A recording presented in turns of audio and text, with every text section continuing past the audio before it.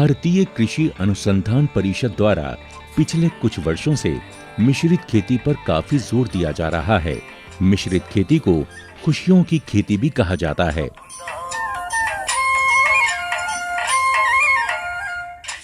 इसी बात को ध्यान में रखते हुए कृषि प्रौद्योगिकी अनुप्रयोग अनुसंधान अटारी कानपुर के अधीन कार्यरत कृषि विज्ञान केंद्र जौनपुर द्वारा यहाँ के चुनिंदा किसानों को मिश्रित खेती पर प्रशिक्षण प्रदान किया गया, जिसमें सब्जियों की खेती, बागवानी, कंपोस्ट खाद तैयार करवाना शामिल है।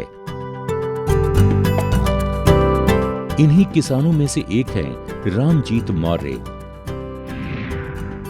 जो जौनपुर के मझौली गांव के रहने वाले हैं। इन्होंने अपनी मेहनत से शीघ्र ही आदर्श बागवानी पौधशाला की स्थापना कर अपनी सफलता की गाथा लिख डाली। इन्होंने अपने बलबूते पर पारंपरिक खेती के साथ साथ विभिन्न सब्जियों की खेती जैसे मटर, गोभी, बैंगन, प्याज, लहसुन आदि तथा बागवानी में आम, अमरूद और लीची की पौध तथा फूलों में गेंदे की खेती शुरू की। अपने परिवार के पालन पोषण के लिए इन्होंने कुछ मवेशी भी पाल रखे हैं, जिनके गोबर से गोबर खाद का निर्माण कर अपने खेतों में इस्तेमाल करते हैं। इससे जैविक सब्जियों का उत्पादन किया जाता है। बाजार में इन्हें अपनी सब्जियों का अच्छा मूल्य प्राप्त होता है।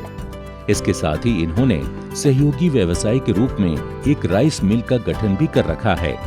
समय समय पर कृषि विज्ञान केंद्र जौनपुर द्वारा इनके यहाँ के कार्यों का निरीक्षण किया जाता है और तकनीकी सलाह एवं मार्गदर्शन प्रदान कर किसान द्वारा किए जा रहे कार्यों में मदद प्रदान की जाती है।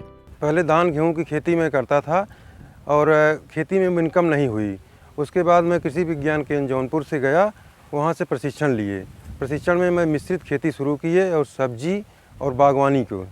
उसके बाद मैं पौधशाला और डेयरी उत्पादन किया और उसी के बीच में हमारा तेल और घानी राइस मिल चलता है और इसी में पौधशाला शुरू किया और मुझे एक साल में 8 से 10 लाख रुपए तक इनकम हुआ।